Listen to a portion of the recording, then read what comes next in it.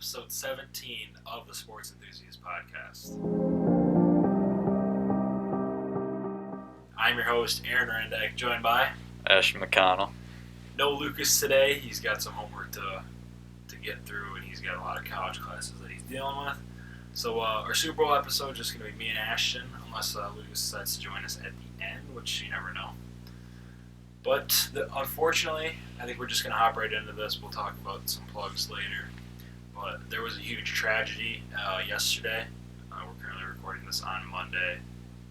Kobe Bryant and his daughter, along with 7 others, passed away in a helicopter crash in Calabasas, California, right outside of Los Angeles. I guess we're just going to have a little segment here and kind of talk about Kobe's greatness, what he means for basketball, and where we rank him all time. Ashley, you can just kind of start off. Just say your mind. When I first heard about it, I was just like, Kobe Bryant. Like, I was just shocked to hear that it was him. But it just is terrible. You would think, obviously, Kobe wasn't my favorite player growing up. It was LeBron, but I still respected Kobe. If I had like the top 3 greatest players ever, it'd include Jordan, Kobe, and LeBron, obviously. But not only that, Kobe was lost, but his daughter, 13 years old, is just terrible. And also 7 other people. It's just you would think that it wouldn't happen to Kobe. I mean, you wouldn't think that this would happen to him, but it's just a terrible tragedy, and you saw that around the world. Like, people, you saw all the emotions about showing their love for Kobe, and condolences goes out to everybody that lost someone, or it feels like a family member's lost here, yes, like an all-time great, and it's crazy. Yeah, I think it's really tough to put something in perspective like this, obviously. But overall, I think just really this shows the power of sports and what sports can do for essentially an entire world. He was born in Italy. He came over playing soccer in his younger years. He came over to Philadelphia, played at Lower Merion High School. Obviously came right out of high school. Drafted in the NBA, 13th pick by the Hornets. Hornets traded him on draft day, and ended up being an absolute Lakers legend. I don't think anyone's going to doubt that. I mean, he's definitely a top 10 player of all time. I don't know where I would put him. He'd probably be somewhere 5 to 10. But, I mean, he's undoubtedly one of the greatest players to ever touch a basketball. What he did for the game was almost unprecedented. Like, you talked about Michael and LeBron, and I think those 3 right there have, along with guys like Bill Russell and Wilt Chamberlain, Jerry West, they have really just kind of shaped the game to where it is today. And I couldn't imagine basketball without Kobe Bryant, because, I mean, I think he probably is the reason that I started watching sports. Like I said, when we introduced the podcast on our first episode, my first memory of sports was watching Kobe Bryant yelling at the TV. He was the only player I knew back in the day, him and LeBron. I watched him win back-to-back championships, beating the Magic and the Celtics in 2009 and 2010. I watched his 60-point game. That was one of the greatest sports moments I've ever seen. I just can't believe it. Obviously, like you said, condolences to his wife. I believe he has 3 other children. Now. Or does he have 2? I don't know. Now 2. 2 other children. Yeah. I mean, obviously, condolences go out to them, because I can't imagine what they're going through. I mean, all of us are affected tremendously by this, and we never met him. Like, he doesn't know we exist, but he never knew that we existed, but he just did so much for the world of sports. I think that it's just crazy. I mean, I was in tears yesterday about this, because it was just like, one of the greatest athletes ever is gone. Like, we never even thought it could happen. Nobody thinks that something like this is ever going to happen to them, but it really does. I guess a silver lining in this is anything can happen at any moment, and that's something that people need to maybe hold it with them. I don't know who said this, but might have been Jay Williams. Yeah, Just go hug somebody, man. Like, if you and your parents are arguing about something insignificant, if you don't want to do your chores and you get all mad at your parents, like, just understand that life is precious and it can be gone at any moment, and that's something that I'm going to take with me forever from this moment. And I believe that they don't have the records of what necessarily happened at this point. I don't know if there was a black box on the helicopter or not. Hopefully there was, so we can maybe find out some more details about the crash and everything that happened with the radio signals and all of that. But what it sounded like, that they probably shouldn't have been flying. The sheriff said 2.5 mile visibility. I mean, I don't think that's good flying conditions at all. I'm not a pilot by any means, but just from what I know, just crazy, man. Just stay safe, everyone. And like I said, make everything right with the people that are around you, because you never know when that last moment's going to be, and then you're going to potentially regret that for the rest of your life if you're going to end up on bad terms. I guess that's my spiel about it. I guess we can just kind of go over his accomplishments, obviously. 5-time NBA champion, MVP, won many scoring titles, dropped 81 in a game, scored 60 in his last game. This is just off the head. Was a part of the last ever three-peat, back-to-back finals MVPs, All-Star Game MVP, I believe. he is the most with 4. He's got 4 of those. That's he's the ultimate competitor. When you never let the Kobe tradition die of shooting in a trash can. Never let it die. That should be on forever. The Mamba mentality is something that it's almost this mythical thing. Yeah. Like, people say that, like, the killer instinct, and that was Kobe. And he wanted to go down with the ship that he was driving. He would go down with his ship. And I mean, his teammates can't say enough good things about him. There was really only one blemish on his record, and it was the 2003 rape trial. I mean, it's the elephant in the room, but I'm going to bring it up. I don't know if it actually happened, because the charges were dropped. It was settled. I don't know what word I'm looking for. Privately. It was settled privately. So, I don't know what happened. He didn't get charged with it, so I'm not going to say that it happened. But, I mean, it's still such a sad day. And as talking about that, I think no one cares about that. What happened there, especially after this tragic event. It's just so terrible. And going to a basketball perspective, a lot of people were talking that were close to Kobe. They said when he would be in the gym, he would always act like he wasn't the greatest player, and he always had that mentality to work hard, try and be the best you can. And a certain limit is not enough. You always want to push yourself, and it's just crazy that even though it isn't someone you personally know, it just hurts. It feels like you lost a brother. Or Yeah. like you lost like someone that's so close to you, because, I mean, especially speaking for both of us, we grew up watching Kobe. Mm-hmm. Like, that's who we knew. Him and LeBron were the two best players in basketball for the past. Tim Duncan were the best players in basketball for the past 10 years, and 15 years, like ever since we were alive, pretty much. So I mean, just to see someone that you grew up watching and idolizing, literally idolizing this guy, practicing every day to emulate what he does, and then just to see him go so suddenly and so. It's like usually like these things. I don't know how to say this respectfully.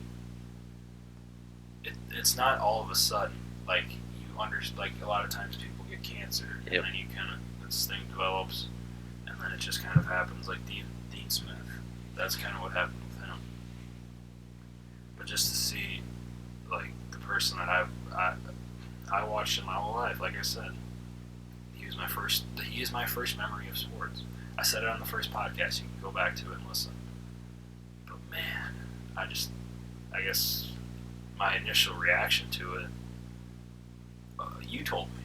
Ashton told me we have a group chat, and he's like, Kobe just died. And I'm like, what? There's no way. Like, is this a joke? And then I saw it on one of my friend's stories. I'm like, TMZ? I mean, like, is this reliable? And then I just kept checking, and then I see Woj tweet about it, and I see all these guys tweet about it, and I'm like, there's no way this has to be a fake report. And then there's just so many reports that come out. And a lot of them were false. Like, someone said that his whole family was in the helicopter.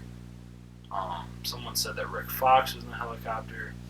To all these reporters that are just trying to get clicks off of losing one of the greatest and most influential people that has been in our generation, that's just disgusting.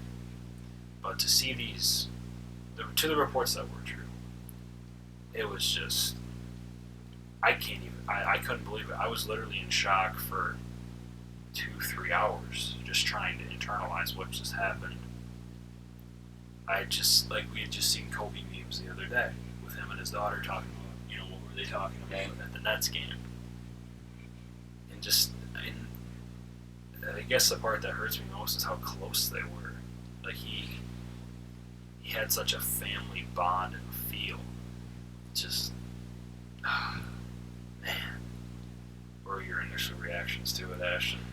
I kind of gave an overview of it, but my brother, I was just, in my room, just relaxing, he comes in, he said, Ashton, you hear the news? Kobe died. I'm like, what? What? Kobe? Who? And he said, Kobe Bryant. I'm like, what?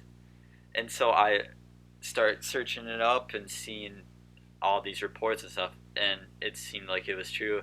So yeah, I brought it up in our group chat that we have, and the whole day, I just couldn't stop. I just wanted to see how people react, and everyone was just devastated. It was just tragic, and it just sucks. And as you brought up, just look out for yourself, look out for other people, maybe your family members you have maybe an issue with, have a big argument, maybe your friends you don't respect as much, or kind of they can get on your nerves sometimes, but if they're gone, they're gone. There's no coming back, and you'll wish you had them by your side. It's just such a, I don't even know what to say. I guess I was just thinking oddly, like the other day, like I never saw Kobe play in person, and that's like one of the things that have actually kind of been killing me the past couple days. It's like man. So now I'm kind of making it my little mission to go see like my favorite players, make sure I see them in person. I guess that's kind of something that I'm getting out of this. And like you said, and kind of reiterating my point again, if like these little arguments we have are so insignificant, like they're such a minuscule thing when it comes to the grand scheme of life, but they can almost make you live this life of regret in a way, because to all the people that ended on bad terms with Kobe Bryant feel horrible right now. And when you lose a family member, the one thing that you kind of think about is what was the last thing they said to me, what was the last thing I said to them. And you never know when that last one was going to be. So I guess that that's kind of a silver lining in all this. And I mean, there's small places in my life where I need to apply this, and I need to look in the mirror and say, like, I'm saying all this, but I need to apply it in my life, and I need to be there for other people. I need to be, present in people's lives, in places that maybe I've neglected, or places that, anything. It's just such a tough scenario. And I don't think I've talked enough about his daughter. That's the thing, man. Like, she hasn't even started high school yet. Yeah. I'm assuming. It's just, man, I couldn't imagine, like, the things that Kobe's wife, I believe her name's Vanessa, Yeah. are going through, and his other children. I can't imagine that. And, like, you're trying to just think about, like, what they're going through, but it's impossible for us to imagine it unless you've actually experienced that. There's no way that we can imagine the thoughts and feelings that are going through their head. I guess, yeah, my extreme condolences go out to their entire family, the entire Lakers organization, to all the others that were killed in the plane crash. The pilot, obviously, the coach of a Orange County baseball team, his wife, and his child also passed. Like, my heartfelt condolences go out to all of them. And there's no way that anyone can make this better. But it's an impossible situation to deal with. But there's always things that we have to move on. Yeah. So, yeah. Anything else to add on? Just yesterday, there was a thing that they were going to cancel all the games, but they didn't. And in honor of Kobe, they either ran out the shot clock with a 24-second violation, or they took an 8-second violation in honor of Kobe, which just incredible to see kind of everyone revolve around Kobe, come together as a community. It's just, and just some of the moments, like Trae Young, he started off wearing number 8 for Kobe, and then later on, before halftime, hit a half-court shot. Something, I mean, it's just crazy. Yeah, I am interested to see what the Lakers and Clippers do on tomorrow. So you guys will probably have already seen that, but man, it's so ironic of all these things with the Lakers and Clippers playing tomorrow. Devin Booker and Trae Young dropping 81 combined on 24 shots each.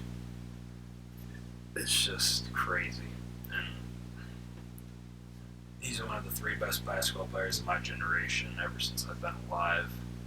So it's just something that it just hits close to home, because he, like I said, for the 100th time, he was the first player I watched ever.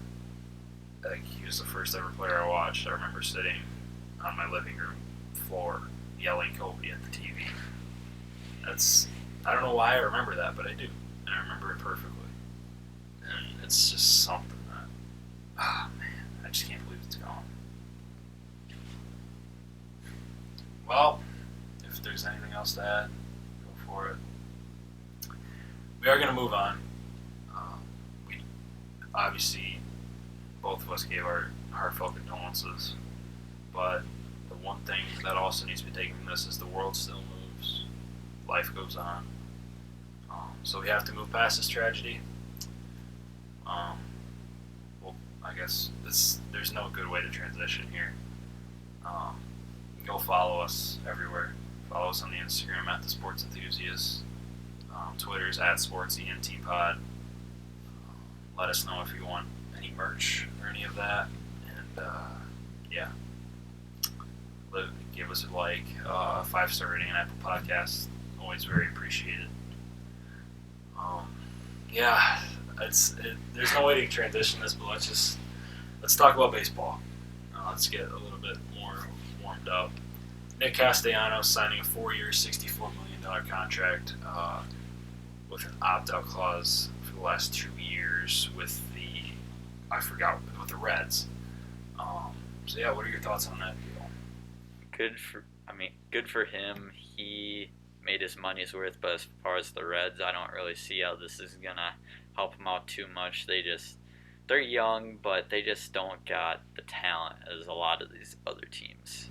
The thing that I was questioning is they were trying to trade Nick Senzel. Like, I think he's an absolute stud. Nick Senzel, he can play everywhere. He's started off extremely hot at the plate. He obviously slowed down towards the end of the year, but I still think that he was an up-and-coming superstar in this league. So I don't know why they would want to trade Senzel. And this kind of does confuse me for Castellanos, too, because he seems like someone that would want to sign in the AL, because he can't play in the field for jack diddly poo. He cannot field for his life, so I feel like he would be much better suited as a DH for any team, you know. So this is kind of a questionable move. And I honestly thought he could get a lot more money too. 4 years, $64 million. That's a $16 million average annual value. I just feel like he's too good a hitter for that. He had 55 doubles last year. I just feel like he's too good a hitter for that. But I mean, the Reds, they got a really bad defender, but he'll be in the middle of that lineup.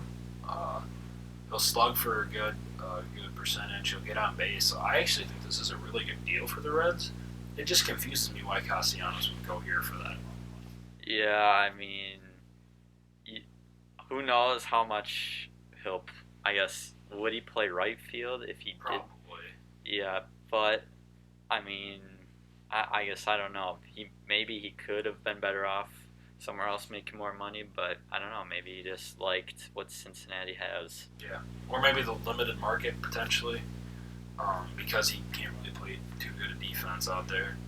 So yeah, not much else to add, I don't think. We're going to talk about Starling Marte from the Pirates going to the Diamondbacks for a pair of prospects. Marte I don't know are they brothers? I have no clue. But they got two Martes on the Diamondbacks now, and that's going to confuse the hell out. One of them's really good. One of them's kind of getting old. So yeah, what are your thoughts on that one? The D-backs, it'll maybe help a little bit. They still have pitching issues, especially after trading Zach Greinke away.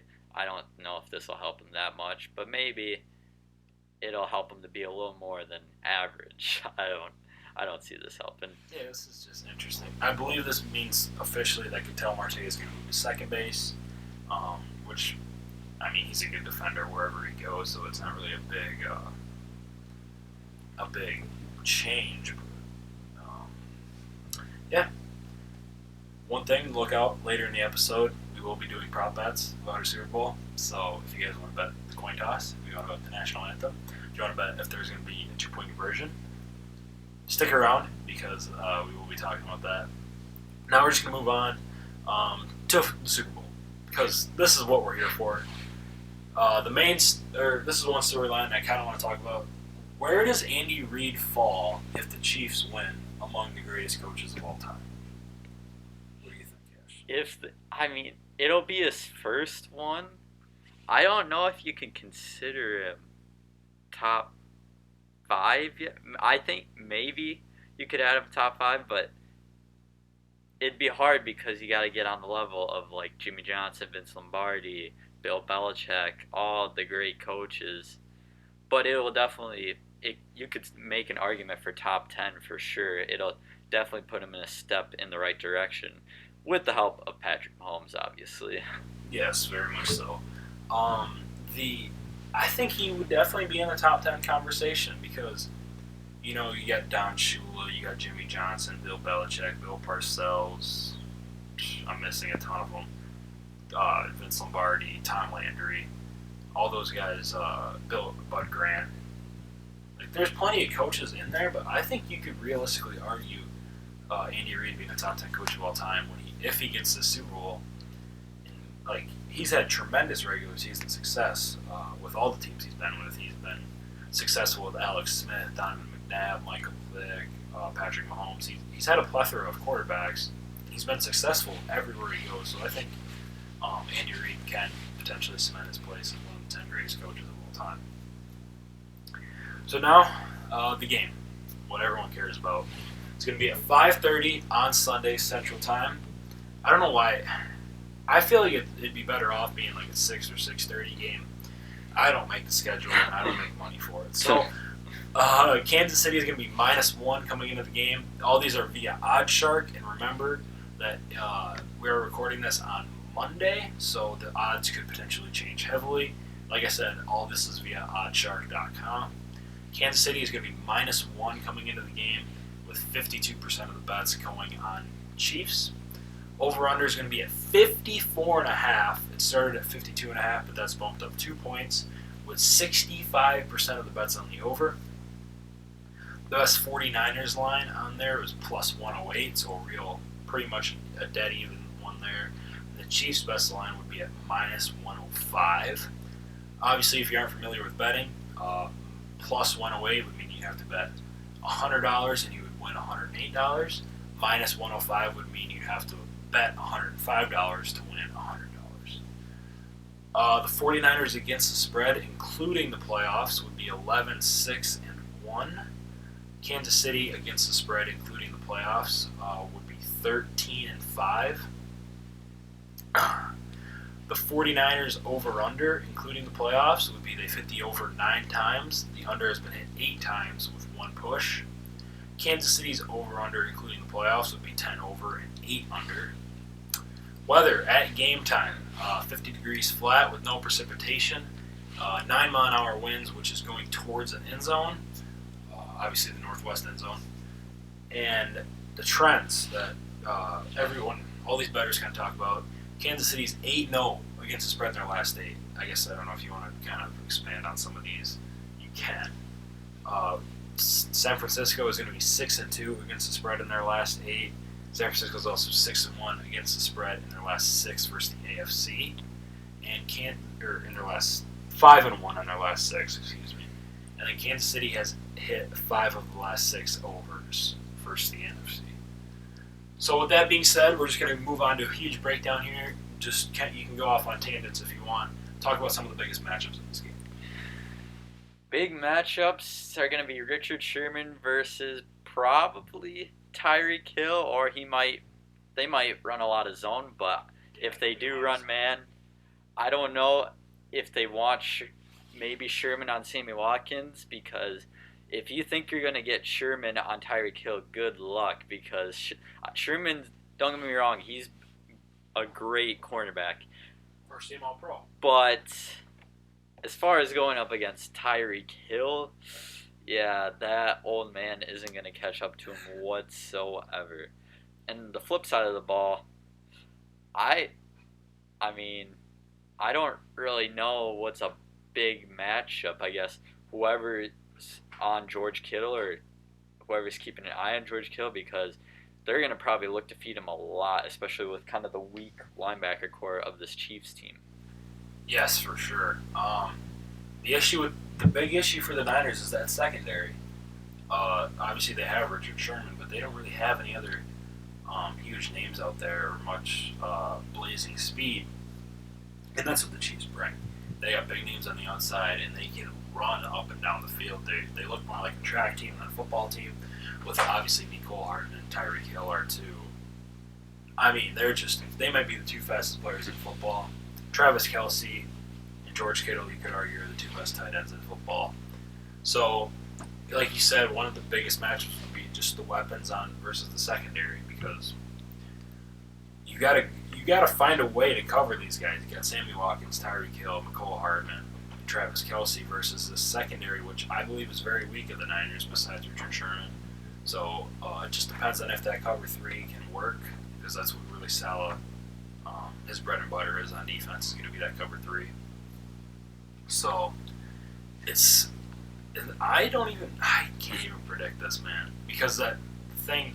I guess my biggest matchup of the day would be the 49ers defensive line versus the Chiefs offensive line. I think that's going to be really controlling the game, because if this Niners team can win right away, the Chiefs do run a lot of long developing routes with Tyreek Hill and Nicole trying to get down the field. If this Nick Bosa, Eric Armstead, DeForest Buckner, and D Ford D-line, I mean, that's an insane 4. If they can get pressure early, I think that'll be huge. going up against this really good Chiefs offensive line, and I think another key guy is Quan Alexander for the Niners. He's a guy that just came back and he's kind of getting his legs under him, and I think he'll be at the best point he'll be all year for himself. Adding on to your point with the D line, the only thing that they would have to do if they are going to get pressure, you got to make sure you contain Patrick, because if you let him roll outside the pocket, he'll still be able to make money throws. You've been seeing it the past few weeks. He can just scramble and just make incredible throws that like a bunch of these other quarterbacks can do, and that's just the greatness of Patrick Mahomes. So it's just going to be a fun Super Bowl this year. It's just two great teams, both deserving. Yeah. Yeah, wonderful coaching staffs too. Andy Reid, Steve Spagnuolo calling the plays for each side, and then obviously Kyle Shanahan and Robert Saleh for the San Francisco 49ers calling the plays. Those are two great staffs. And yeah, like you said, I think that's key, keeping Patrick Mahomes in the pocket, because once he gets outside the pocket, that whole new play develops. Tyreek Hill's running all over the field. Who knows where he's going? Nicole's diving everywhere. Like it's an insane. They have their own set of rules for scramble drill and stuff. And I think that comes down to almost a Bill Belichick coaching point. You got to stay level with the quarterback. You can't have your defensive lineman getting so wide trying to get the angle. Then that leaves easy open rushing lanes for Patrick Mahomes. You got to stay level with the quarterback in the pocket. So that means if Mahomes is 7 yards deep, Nick Bosa and D Ford need to be 7 yards deep, or at least one of them. And then the defensive tackles need to be leveled as well. You need to have one that's potentially controlling the line of scrimmage, and then one that's pushing out a little bit farther, so he just doesn't have those lanes.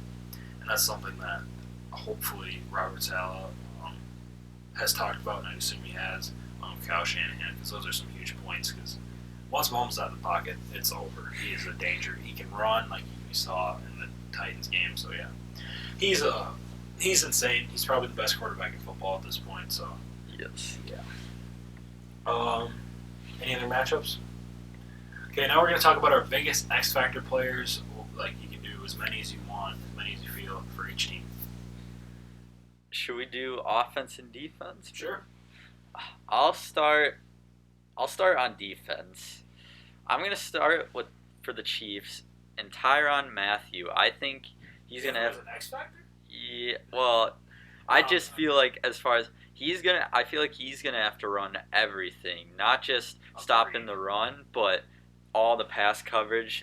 With how weak the secondary is, he's as far as like the back seven, the linebackers and safeties and corners, he's what holds it all together. And I think he's gonna have to be incredible as far as like stopping runs, making big plays, stopping passes, swatting it down, maybe even a pick or two. He's just going to have to be all sorts of incredible. And as far as the offense for the Chiefs, I think it's going to have to be probably Sammy Watkins, because if the Niners do run a lot of zone, they'll be focused more on McCole Hardman and Tyreek Hill and even Travis Kelce a little bit. And I think he's kind of been the forgotten one as of late. So I feel like this could be his chance to step up as kind of an underdog type receiver for this game. For the Chiefs, for me, on defense, I have Anthony Hitchens, actually. I think really the simple reason is because I think he will get matched up on George Kittle every now and then, but stopping the run is going to be key. He's obviously probably the best linebacker on that team. So he's going to have to be extremely good in run fits. This Niners offensive line is great, so he's got to find a way to stop Mostert. Juszczyk will obviously be in the hole a lot, helping as well. So I think Anthony Hitchens, while he may not have a good stat line, I think he will be key in blowing up run plays, which obviously is the Niners' bread and butter. They want to run the football. On offense, I have Damian Williams, because I think to win the game, the Chiefs have to at least present a threat to run the ball. They don't have to do it amazingly. They don't have to get 150 rushing yards like the Niners probably would. But if he can just get 50 to 60 rushing yards on 15, 20 carries, like I said, it doesn't even have to be efficient. He just has to present a threat to run the ball, and I think that'll open up a ton for this Chiefs offense, especially in the play-action game. Who's your Niners X Factors? Starting on offense, I'm going to go with Deebo Samuel. Stole my pick. Hey, you can still choose him too. Yeah, you're right. Because I think they're going to focus so much on the run game, and he's kind of this youngster who's not really known as a big time receiver, and obviously in the passing game they'll focus on George Kittle a lot, and even the number one in Emmanuel Sanders. So, and with how weak kind of the secondary is, Tyrann Mathieu will be kind of focusing on Kittle for the most part, maybe a little bit of Sanders. That'll leave probably Samuel with a bunch of deep shots and maybe able to outrun this Chiefs secondary and create these big plays. And as far as the defense, I would say Nick Bosa. First, it's kind of his rookie year. Don't let the pressure get to you, and he's kind of been a big part in getting pressure as far as getting sacks, and even he forces a lot of fumbles. And not only that, he's had like a pick or two this year. He can do it all. So I think he's going to have to be huge in making Patrick Mahomes uncomfortable and not letting the moment get to him in the big stage. Nick Bosa is an absolute man. Like, Nick Bosa's one of the, like, I don't know, 10 best pass rushers in the league at this point. Dude's a rookie. Like, he's still a kid just running around there having fun. And I love watching Nick Bosa play. He's an absolute stud. To go to my X factors on offense, I am going to take your pick of Deebo Samuel. He's shown up in the past few games here. Him and Kendrick Bourne have really been the leading receivers for that team, along with George Kittle, obviously. Emmanuel Sanders hasn't been what we thought he would be. He's still attracting a lot of the coverage, so that could obviously be reasons why.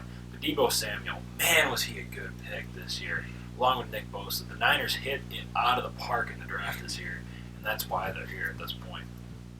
On defense, I agree with your Nick Bosa pick, but I'm going to switch it up and go with Eric Armstead.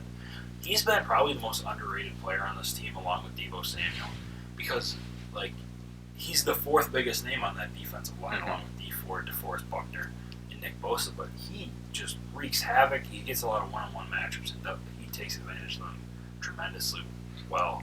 He's 6'7". He's got such a long reach. It's almost impossible to block the guy because he's just going to hold you there like no other, because he's so long, along with DeForest Buckner. So I think those two can really provide a huge impact in this game for the Niners, and they're going to need to show up if they're wanting a chance to win this game.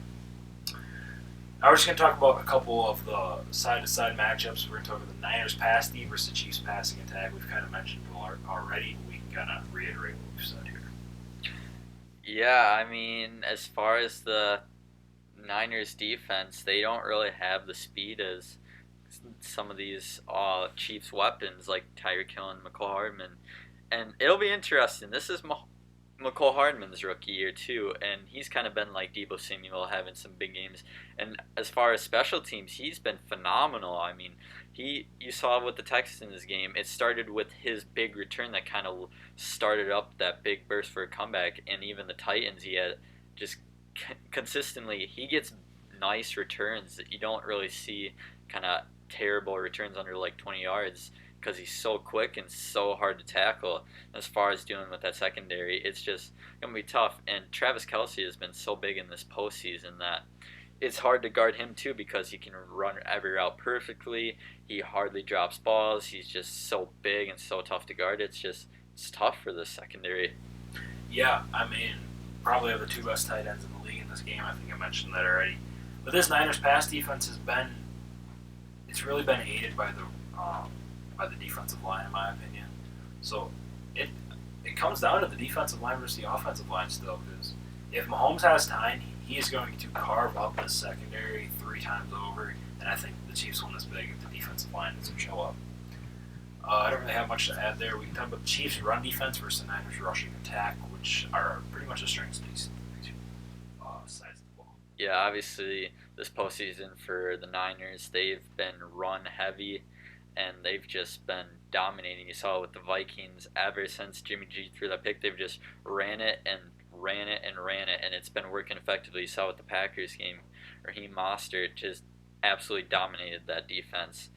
But will be interesting. The Chiefs, they've shut down pretty much the Texans' run game, and they managed to contain Derrick Henry after his first kind of big drive, which it'll be interesting. Obviously, Derrick Henry's not as quick as these Niners backs, but it's a good sign for the future for the Chiefs. Yeah, I think this is kind of the matchup to watch with these two, because the Niners, They don't want to pass the ball at all. They want to run the football. That's what Kyle Shanahan's always wanted to do.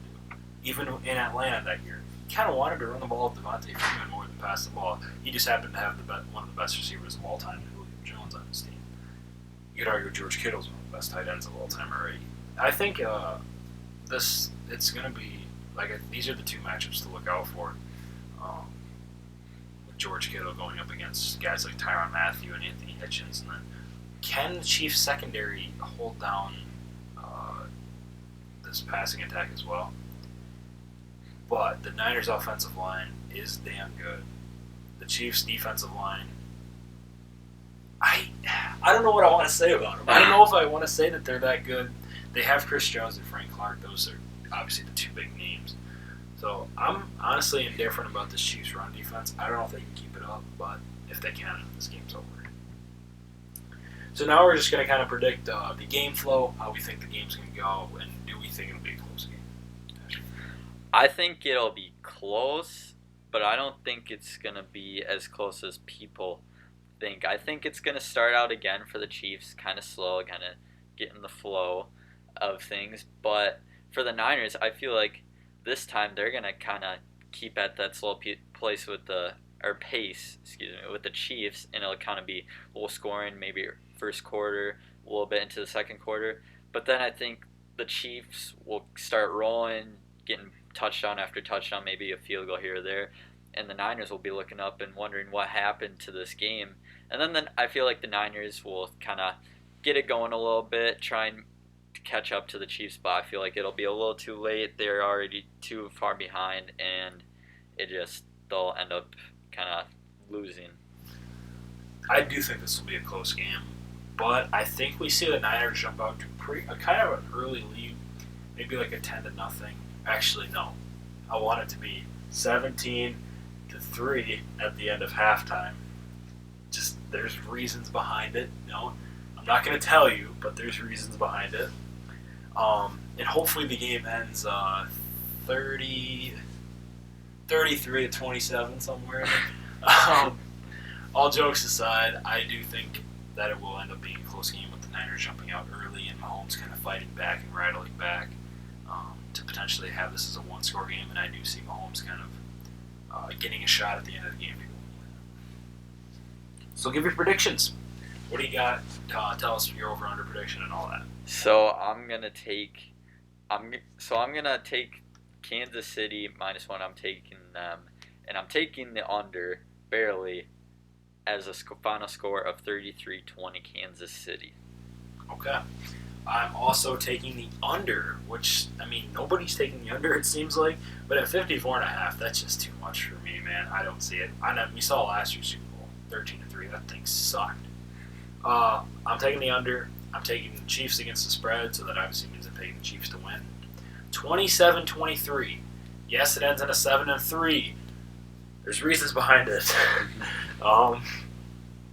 Now we're going to talk about what we kind of teased earlier in the show with the prop bets. These are obviously, people have a lot of fun with these. I love going through prop bets. If we find some more as we're going through, we might as well let them fly. So, first one, 2-point conversion attempt. Yes or no, and why? And by the way, sorry, the yes is at +140, the no is at -160. I think, yes, there will be a 2-point conversion attempted because, like I said, I feel like the Niners will be a little bit behind and they'll be stuck at an awkward type of score.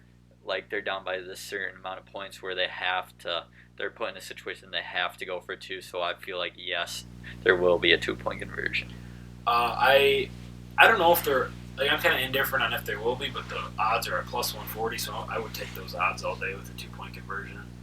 I could potentially see the Chiefs at the end of the game trying to get up 12 instead of be up, or I don't know, to get up 2 scores instead of getting up 1 score or something like that.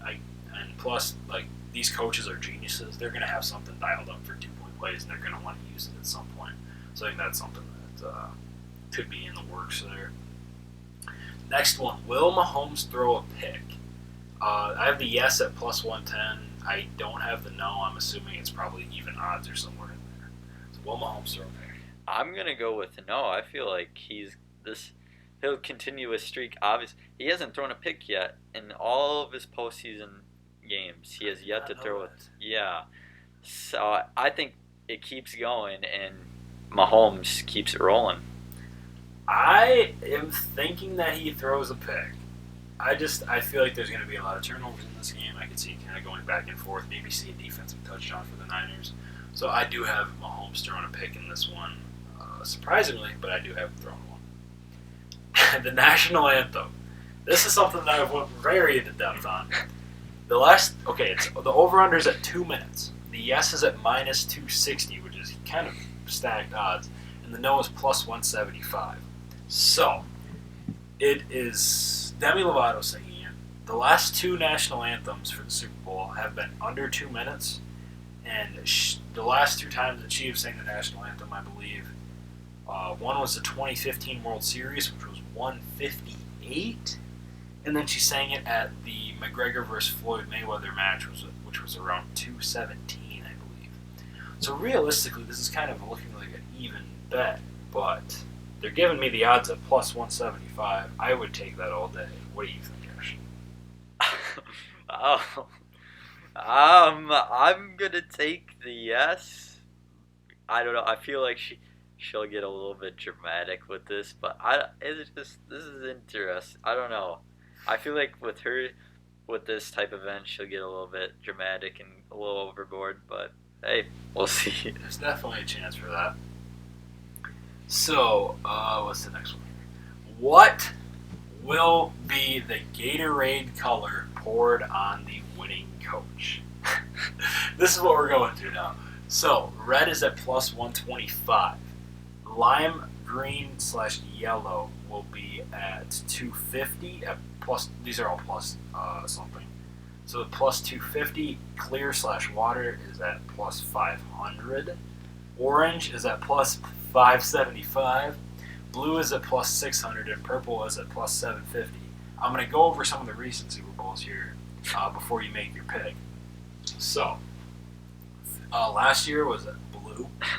That's by the New England Patriots. The year before that was yellow by the Eagles. Kind of an interesting one there. Super Bowl 51, the Patriots didn't do it.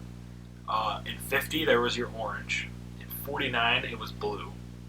So blue 2 out of the last 4. That's an interesting one. 2 out of the last 5. That's interesting. Then we got orange in 48, nothing in 47, purple in 46, and orange in 45 and 44 back to back. 43 was yellow, and then we had 4 straight clears from 42 to 39. 38 there was none. 37 it was purple. 36 it was none, and 35 it was yellow. So, just a brief history there. What do you got for the color, man? And these odds are pretty stacked. I feel like it's gonna be orange. I mean, it just seems like something the players enjoy drinking. Yeah, I'm actually gonna agree with you on that orange. I saw the line at plus 575, and I'm like, man, if I was 18, I would bet that. But I think blue is another underdog pick that we could talk about there. Red, I don't see why it's such heavily favored, man. Red's just, I don't know. I would disagree with that heavily. So now, this is the most luck-based thing here. The coin toss. What did I say earlier? Like the last 4 teams to win the coin toss all lost the Super Bowl. FYI. So, minus 105 each way. What are you taking for the coin toss, man? I'm taking on what side it is and who wins, or just who? What side it is? I'm taking the Niners are gonna use Randy Moss's logic and say tails never fails, and it won't fail, and they'll win the coin toss. Yeah. Ashton's brother Andy's giving us a thumbs down right now. He's not agreeing with that. You see, I'll put some thought into this one. I think that the Niners are going to win the coin toss. Or no, they're gonna say heads on the coin toss. It'll go tails, but the Chiefs are going to take the ball. Why the Chiefs are going to take the ball? Because they're going to want to score early, but as I said with the game flow, they're going to fail on that. So, for the coin toss, I'm taking the Chiefs win the coin toss with tails, but the Niners are going to say heads. The next one that we're going to talk about here is Mahomes over/under on passing yards. Over is going to be minus 150 of 305.5, and the under is going to be plus 115. What do you got? I think it's going to be an over. Like I said, they're going to rely on the passing game a lot. And Mahomes is, I think he's just going to do it.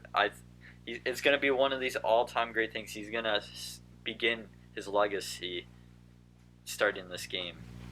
So I'm taking the over. I'm also taking the over. I feel like he's going to be really throwing the ball in this game.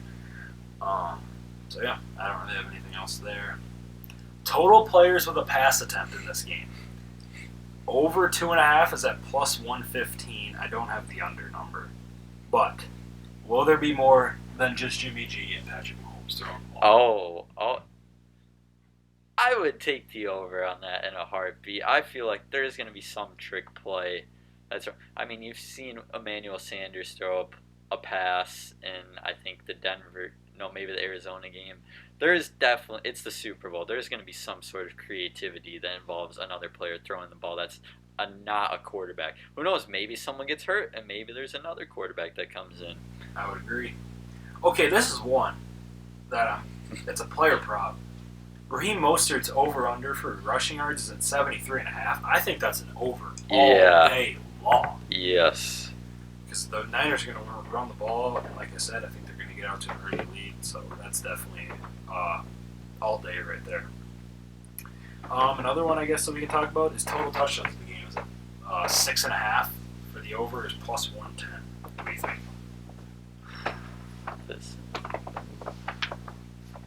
I'm going to have to take the over barely because I think the Chiefs...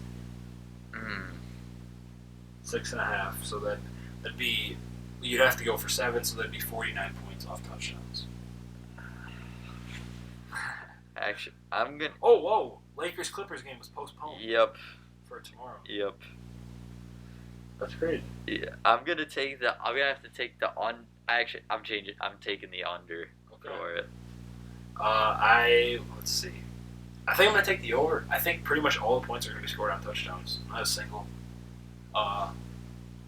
field goal, in my opinion. I don't think that they will be used very much, but I do think punters will be used. So Pat McAfee will be happy.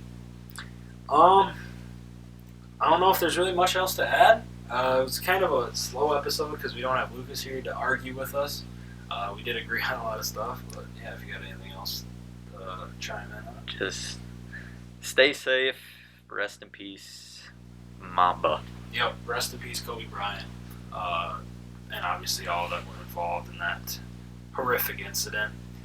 But with that being said, we do want to thank you guys tremendously for tuning in and listening to the podcast. We did have a shorter episode this week, which some people have actually requested, so we're going to see how this turns out among the viewership and all that, and we'll potentially change some things depending on how you guys like it. Super Bowl this week, make sure you guys are watching it. Obviously, it's the biggest game of the year. If you guys are betting on it, good luck with all your bets. Yeah, follow us on Instagram, Sports Enthusiast. Twitter is SportsENTPod. Google Podcasts, Apple. Give us all 5-star ratings. Like the video on YouTube. Share it with your friends. Potentially, if you want to be on a podcast, let us know. If you want merch, let us know. What else am I forgetting? Yeah, your grandmother would love it. For all those wondering. I love the grandmas. So, yeah, with that being said, hope you guys have a wonderful day and enjoy the Super Bowl. Yep.